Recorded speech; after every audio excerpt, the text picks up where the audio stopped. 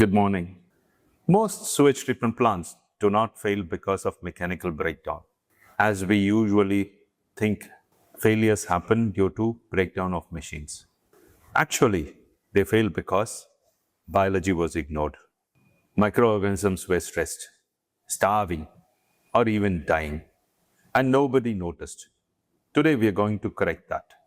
In this session, I'll show you a structured, practical, biological check that can be done on a daily basis by an operator in a plant.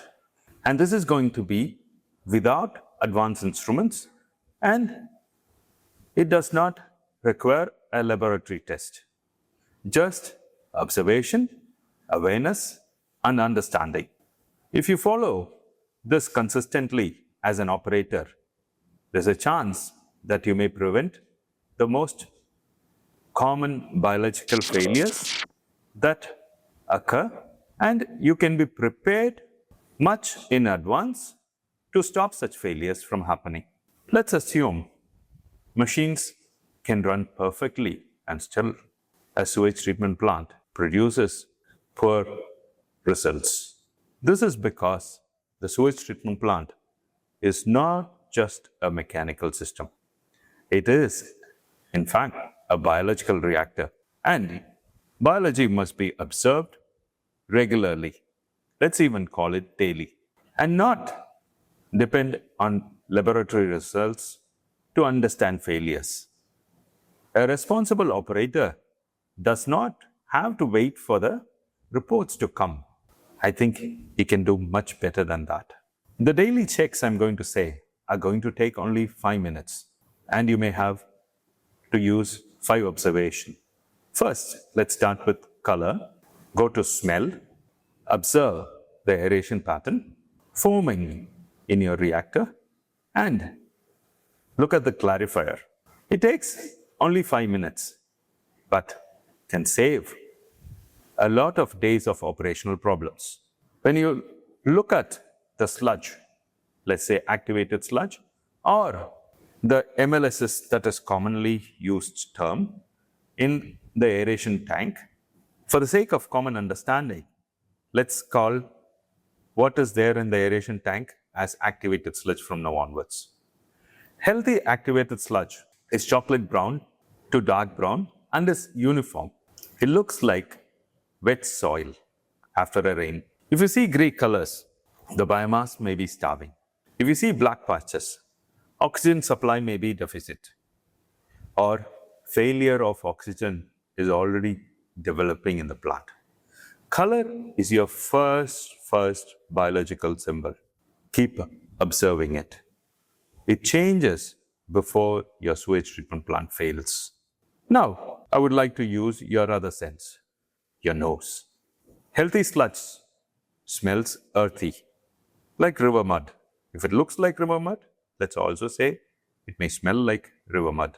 If you smell rotten egg, then it's a sign of anaerobic digestion of your sludge or your sewage.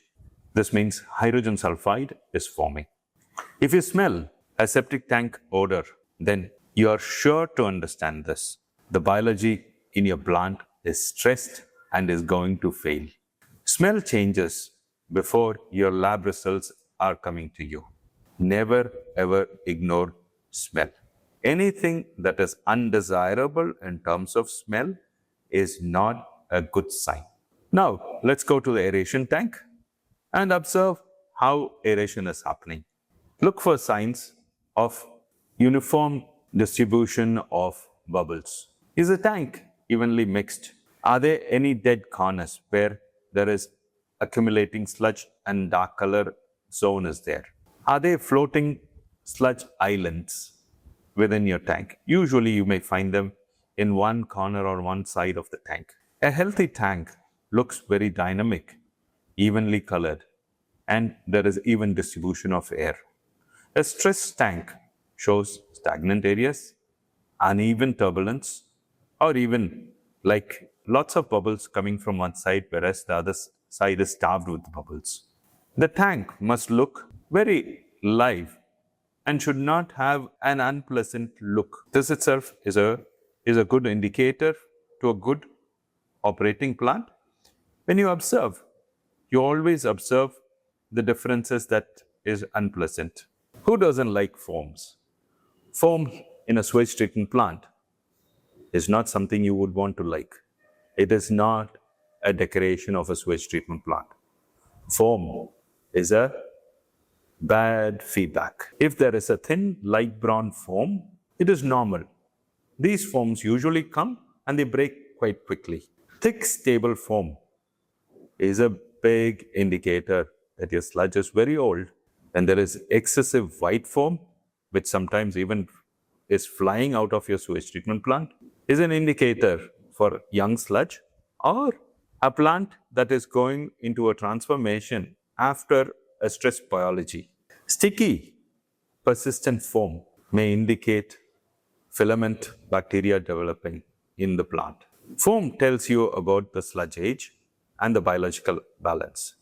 We can even have a full session on this foam, and I'm sure many of you would be surprised that foam is a good indicator of a well-functioning plant or a dying plant. Like I told you in one of my earlier presentations, Clarifier is like a mirror to your plant.